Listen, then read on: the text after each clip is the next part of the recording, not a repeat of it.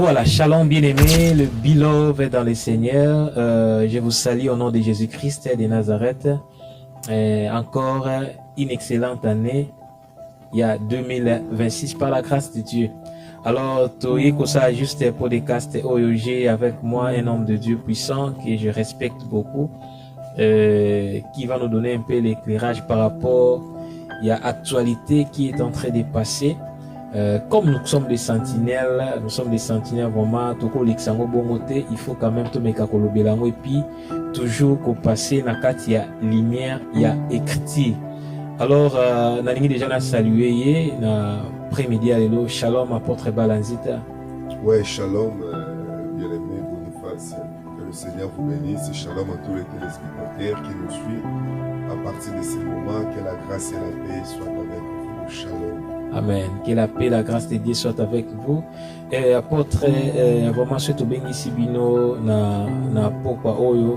Nous sommes vraiment un peu tard, mais nous voulons vous inviter pour nous donner un peu la lumière par rapport à ce qui se passe dans l'étoile. Par rapport, il y a un homme de Dieu que nous connaissons tous. Il est chantre, il est aussi pasteur, que je l'aime aussi autant. Donc, ils ont maquillé le moiseau des canatoiles par rapport à un chant qui était chanté, ça fait déjà autant d'années, Oyo, Shawana et Elika. Le chant intitule que l'inspiration, c'est le monde de Dieu. Donc, elle est plus forte que les Écritures.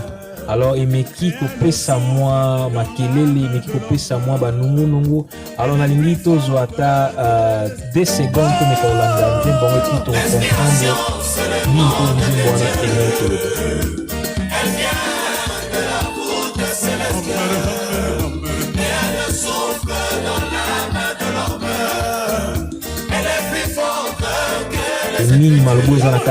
voir alors apôtre Tonini au réagir par rapport à la réaction par rapport à Maloba, cet homme de Dieu, cet homme qui a chanté que l'inspiration c'est le monde de Dieu, elle est plus forte que les Écritures.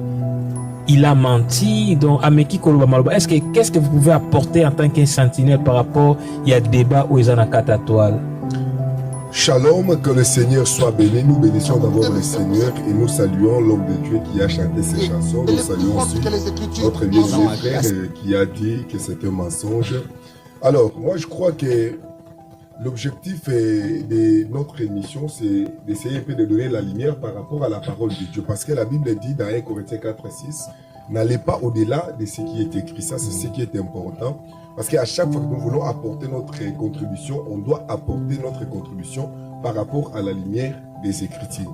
Alors, en parlant d'abord sur l'inspiration, moi je vais prendre quelques Écritures parce que ça va nous aider à comprendre c'est quoi l'inspiration avant que nous puissions donner l'explication, d'abord la définition sur l'inspiration. L'apôtre est en train de dire quelque chose d'important. Quand vous prenez 1 Corinthiens chapitre, je crois, 3, verset 10, l'apôtre dit, je posais les fondements comme un sage architecte, que chacun prenne garde de la manière dont il bâtit dessus, sans poser de nouveau les fondements qui a été déjà posé. Donc ça veut dire qu'aujourd'hui, tout prédicateur, lorsque nous voulons prêcher, on doit prêcher dans le respect d'abord du fondement qui a été posé. Alors le fondement qui a été posé, le fondement a été posé par qui? Le fondement a été posé par le prophète et les apôtres. Éphésiens chapitre 2, verset 20. Nous sommes édifiés sur le fondement des prophètes et des apôtres et Jésus-Christ est la pierre principale. Alors, en parlant sur l'inspiration, parce que le problème, c'est le problème de l'inspiration. En parlant sur l'inspiration, avant que je retourne dans les contextes de notre émission, en parlant sur l'inspiration, si vous prenez avec moi Job chapitre 35, verset 10, la Bible dit ceci, « Mais nul ne dit, où est Dieu, mon Créateur, qui inspire des chants d'allégresse pendant la nuit. » Ici, selon le prophète Job, parce que Job est un prophète, selon le prophète Job, il dit ceci, il dit, mais nul ne dit, où est Dieu, mon Créateur, qui inspire des chants d'allégresse pendant la nuit. Donc ça veut dire que déjà ici, Job nous présente Dieu comme étant l'inspirateur des chants d'allégresse pendant la nuit. Donc nous comprenons qu'ici, Dieu lui-même est l'auteur de l'inspiration. D'abord, alors, deuxièmement, on doit comprendre, on va prendre aussi Jérémie chapitre 28, verset 15. La Bible dit ceci. Et Jérémie, le prophète, dit à Anania, le prophète, écoute Anania, l'Éternel ne t'a point envoyé et tu inspires à ce peuple une fausse confiance. Je parle des choses. Yes. La première inspiration, c'est Dieu qui inspire pendant la nuit le chant d'allégresse. Et deuxièmement, ici le prophète Jérémie, il parle au prophète Ananias. Il dit quoi? Il dit, écoutez le prophète, écoutez Ananias, l'Éternel ne t'a point envoyé et tu inspires à ce peuple une fausse confiance. Donc ça veut dire que ici le prophète Jérémie est en train de voir Ananias ici qui était en train d'inspirer au peuple. Donc ça veut dire que nous avons l'inspiration de Dieu et nous avons aussi l'inspiration des hommes. Maintenant, en parlant de l'inspiration des hommes, il dit quoi? Je prends Osée, chapitre 9, verset 7. Il dit ceci. Ils arrivent les jours du châtiment. Il arrive plutôt les jours du châtiment. Les jours du châtiment, il arrive. Les jours de la rétribution, Israël va l'éprouver. Le prophète est fou. L'homme inspiré a le délire à cause de la grandeur de tes iniquités et de tes rébellions. Ça veut dire qu'ici maintenant, le prophète Osée, il voit les jours du châtiment qui arrivent. Maintenant, pendant l'arrivée du jour du châtiment et de la rétribution d'Israël qui sera éprouvée, il dit le prophète est fou et l'homme inspiré. Donc ici, le prophète Osée, il voit l'homme inspiré, qui a des délires dans sa pensée. Donc ça veut dire qu'on a aussi des inspirations qui apportent des délires. Ça veut dire que quelqu'un peut nous présenter ces délires sous prétexte de l'inspiration. Mais ça peut être aussi une inspiration, mais qui va faire des délires. Donc ça, c'est très important. Alors, je prends Jacques chapitre 2, verset 4. Il dit ceci. Ne faites-vous pas en vous-même une distinction et ne jugez-vous pas sous l'inspiration des pensées mauvaises. Troisièmement, il existe aussi l'inspiration des pensées mauvaises. C'est-à-dire, une personne peut avoir l'inspiration, mais provenant des pensées mauvaises. Très bien. Alors, il y a maintenant la quatrième partie pour l'inspiration. Je prends Jean chapitre 13, verset 2. La Bible dit ceci.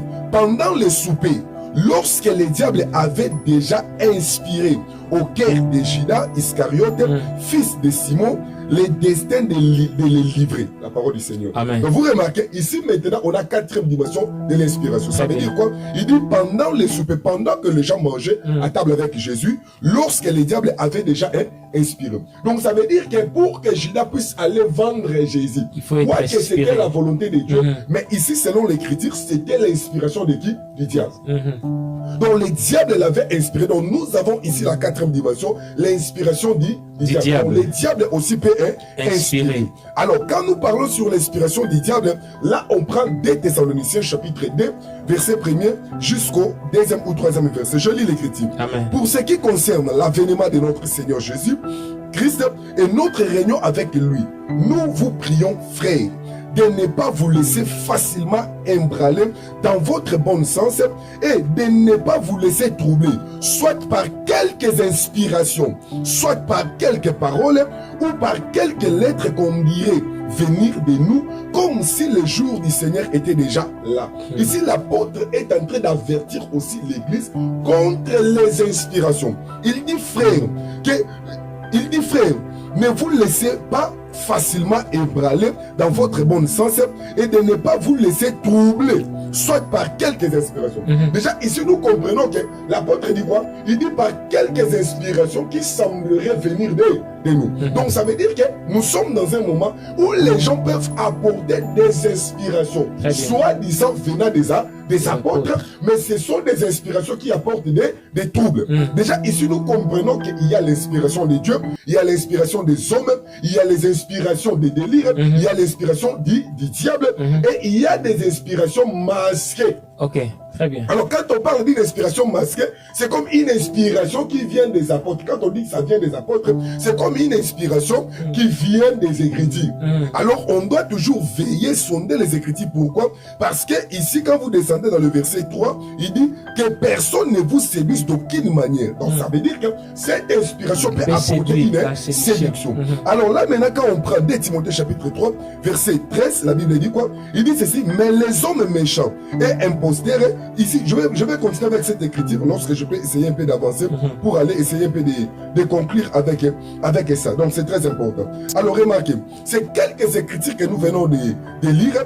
Vous allez comprendre que ça nous parle toujours à comprendre que les écritures d'abord c'est l'inspiration absolue de Dieu. Et quand une révélation vient en dehors de l'écriture, donc ça dit tout ce que vous pouvez nous apporter, soit déjà l'inspiration, on doit les vérifier où?